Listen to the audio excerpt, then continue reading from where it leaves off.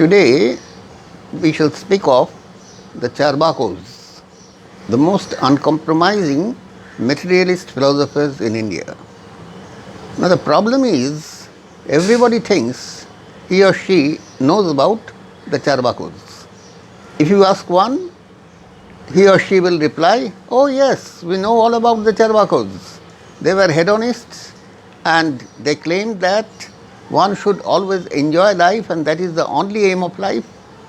And their slogan was, drink clarified butter even by incurring debt. Runam kritva ghritang pivet." Now, nothing could be farther from the truth. Although long propaganda has made the CARVAKAS appear as their caricature, the fact is it was a serious system of philosophy with its own epistemology, ontology, metaphysics and ethics. Unfortunately, not a single text, either the base text or any commentary, has survived. And yet, textbook writers always write in such a way as to give you the impression that everything is known about them. Unfortunately, we know precious little about them actually. What we have are fragments collected from various works, mostly the opponents of materialism, and it was by collecting these fragments that a system has been reconstructed. I would emphasize the word reconstructed because no original text of the system has survived. Now, this is not a unique situation. The original Shankho is also not known from any original source. Whatever we get is a much later reconstruction. But whether that represents the original Shankho or not is a moot point to discuss. Similarly, the Shankho as represented in the Mahabharata, what European scholars often call the epic Shankho, is also quite different from the Shankho we know today. The Sutra work, that is the work with aphorisms, Sankhya Pravachana Sutra, is a much later work, although scholars in the 19th century took it very seriously and make them appear as original works of the Shankho system. And as we know that the same system had its theistic and atheistic variety, as it happened with the Naya Vaisheshika also. Whether the Naya system was theistic or not is a question, but most probably not. But the syncretic system, Naya and Vaisheshika combined, it was definitely theistic. But what I would like to emphasize is that theism or atheism was not a very important question in relation to Indian philosophy. Of course, when it comes to religion, you can think of theism and atheism. Interestingly enough, India is the only country perhaps which has two systems, the Buddhist and the Jain, that were atheistic and at the same time two separate religions with certain creeds of their own, sometimes very near but not altogether identical. There were two different systems with their own traditions. Similarly, with the CARVAKAS, we have to think of first the batch of philosophers who challenged the concept of the other world or life after life. This was the first question that divided Indian philosophers. The materialists claimed that there was no life after life, no other world or other time, Parokala and Paraloka, and with this basic doctrine, Indian philosophical systems seem to have diverged into two main schools, the materialist and the idealist. This was the point of dispute, whether there was the other world after life or not.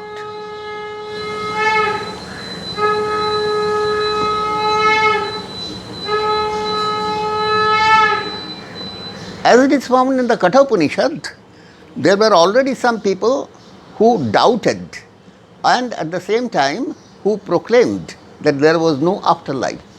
This is the question that young Nachiketas asks Yama, the ruler of the underworld. But in other Upanishads, we find definite statements. In the Brihadaranyaka Upanishad, for example, that there is no life after death. And this is the issue that makes the Indian philosophers divided. So right from the Upanishads, we have two trends, materialism and idealism. Idealism represented by Yajnavalkya, who preached a kind of subjective idealism that the whole world as we see it is a mere illusion. Nothing really existed. They were simply our own concepts or notions. And at the same time, there were the materialists who claimed that this was the only world that existed. The concept of the other world or life after life was a mere illusion. But such epistemological issues as how to know the truth did not arise in the time of the Upanishads. It was a later development. And when we speak of later development, we have to think of two different sources. One is the Brahminical source, popularly known as Hindu, and the other is the Buddhist and Jain sources. I make them together because the Jain sources never make clear who are meant by their opponents. They don't name anybody, they don't name any school. Their commentators, however, claim that this school represents the materialists, that school represents the Shankar and the like. But atheistic systems were already current, and in the Buddhist and Jain sources, both canonical and paracanonical, sometimes also extra-canonical, we have references to what by any analysis would be called materialism.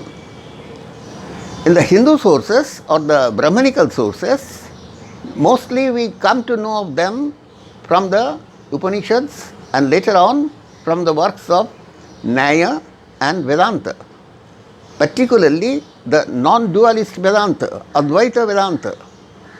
Shankaracharya, the proponent of this school, this non-dualist Vedanta, found occasions to cross swords with the Lokayatikas. He never says Charvako. Already the word has already come to be used in philosophical literature by the 8th century of the Common Era. Shankaracharya calls them the Lokayata and finds fault with them in the most violent terms of abuse. Mostly he rejects them as mere foolish people. And this is the tradition that his followers continue. Bhattacharya Mishra, for example, who always claimed that the Charvakos were no better than fools, Barakas. The Jains also use the same word Baraka, which means fool. In the Buddhist tradition, however, as one of the senior contemporaries of the Buddha, there is a mention of one Ajita Keshakambala. In Sanskrit, it is Ajita Keshakambalin. Now, this Ajita Keshakambala, as the name suggests, used to live a very rigorously, what would I call, a very rigorously sedate life without having anything to wear but a garment made of hair. Hence his eponym Kesha Kambala. Kesha meaning hair and Kambala being blanket. Now this Ajita, for his own philosophical doctrine, always indulged in a series of negations. There is no rebirth, there is no other world, there is nothing that stays, everything passes away, and with life ending, death is all. This was the doctrine that the Buddhists used to call not Lokayata. By Lokayata they meant a doctrine that indulged in mere argumentativeness, but the materialist doctrine of Ajita was called Uchchedavada in the whole of the Buddhist tradition, both Sanskrit and Pali. Now, Uchchedavada, the doctrine of annihilation, was what materialism was known by. And in the Brahminical tradition, it was not only atheistic, it was anti-other world and anti-other time. Parakalo and Paraloko was rejected out of hand. This is how materialism developed in India, but in the Brahminical tradition, there were other words like Lokayata, Barhashpatiya, derived from Brihaspati, and of course Nastika. All the words have significances of their own, but how far the materialists themselves used to call themselves Nastika or Barhashpata or even Lokayatika is a question which is yet to be settled. All we can say is that there was not one but several materialist schools in India, emerged in India from the times of the Buddha, and later on it continued at least up to the 12th century, after which all texts, whether the base texts, the sutra works or the commentaries, simply vanished into the blue. In the 14th century, Shayana Madhava, in his doxographical work, doxography I think requires some explanation. It's a Neo-Greek word. You won't find it in a classical Greek dictionary, but a word coined by later scholars to suggest works which contain the views of other philosophical schools. Now, in Sanskrit there are several such doxographical works, right from Haribhadra's famous work, Shad Darsana Samuchchaya, a compendium of 6 philosophical systems. That was the 8th century. And there we find the word Charvaka, as also in some Buddhist works. But in the 14th century, when Shayana Madhava, or whoever might have been the compiler of this doxographical work, compiled the essence of all philosophical systems, he begins with the Charvaka, he calls it Charvaka Darshana, and ends with the Advaita Vedanta, the non-dualist Vedanta. That is, the Charvaka being the worst and the supreme being Advaita Vedanta. The first chapter, which gives the essence of the Charvaka system, is conspicuous by its absence to any reference to any particular name of a work, not to speak of any author. The essence is given, and the essence has been generally accepted to be the true representation of the Charvakas till new researches in the late 20th century cast doubts upon its authenticity. But when Ishwarchandra Vidyasagar, famous for his social reform movements and educational works, first edited the work Sarva Darshana Sangraha, that is a compendium of or a collection of all philosophical systems, he had no access to several manuscripts by comparing which he could form a text. There was only one manuscript available in the Government Sanskrit Library, Kolkata, then called Calcutta, and by borrowing 2 from the upper provinces, UP, they were called then, from a scholar, Fitz Edward Hall, he first edited this compendium. And it was from this compendium that the world came to know of the essentials of the Charvaka system. But as we said, the Charvaka system was only the culmination or the latest form of materialism in India.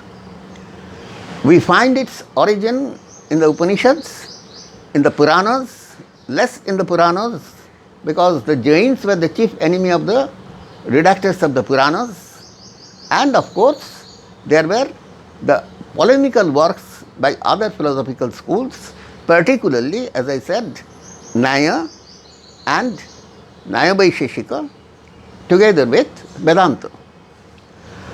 Now, from all these works, the task of collecting the fragments that had been taken up by the European scholars in the 19th century was not taken seriously, perhaps because most of the enquirers in Indian philosophy were basically idealists in their own philosophical views, and so the work of collecting all available fragments as far as they are available, or rather we should say most of the fragments, was not completed before 2002, when a collection of the CARVAKAS fragments first appeared in the Journal of Indian Philosophy.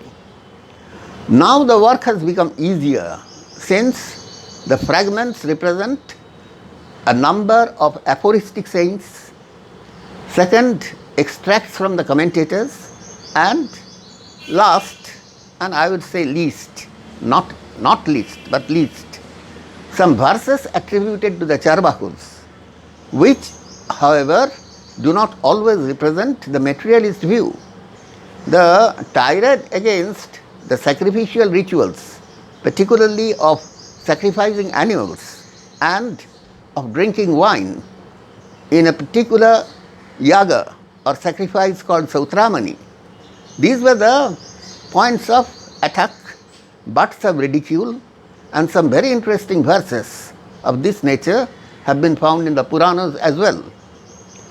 The most representative, of course, is the Vishnu Purana, and later on Padma Purana, which plagiarized most of the verses from the Vishnu Purana. One might object to the word plagiarize, but I personally believe that the Padma Purana was a work of compilation, which always took whatever thing was available from earlier Puranas or other sources. Now, without mentioning my personal view, I can tell you this much, that the verses represent more the nature of Buddhist and Jain objections against materialism, not against materialism, against Vedic rituals and rites, rather than the materialist view proper. And this is how materialism has now come to be known to scholars all over the world, mostly in Indian languages as also in European languages. And now we can say with confidence that all the philosophical schools, materialist in intent, appeared in India right from the time of the Upanishads, that is the pre-Buddhistic times, and went on, whether without a break or not, till the 12th century. And that is how the Buddhist texts, the Jain texts, and the Brahmanical texts always offer us some opportunity to select the wheat from the chaff, and that is how we can now reconstruct the materialist philosophy in India. One claim with which I shall end today has been made that there is a work called The Lion to Upturn All Principles, Tatta Upaplava Singha, by one Jayarashi Bhatto, is a work of the CARVAKAS. Since 1944, the year of its publication, this has been claimed by its editor, Suklaji Sanghvi, and another. And later on, there have been proponents as well as opponents of this claim. Among the opponents, there are Walter Ruben, Krishna Kumar Dikshit, Devi Prasad Chattopadhyay, and others, who assert that this is not, repeat, not a CARVAKAS work, but mentions some CARVAKAS sayings. And there have been others, more recently, Eli Franco and others, who have stuck to the claim that this is a CARVAKAS work. We shall not get into the discussion today, but in the next lecture, we shall have occasion to discuss how far the claim is true or not.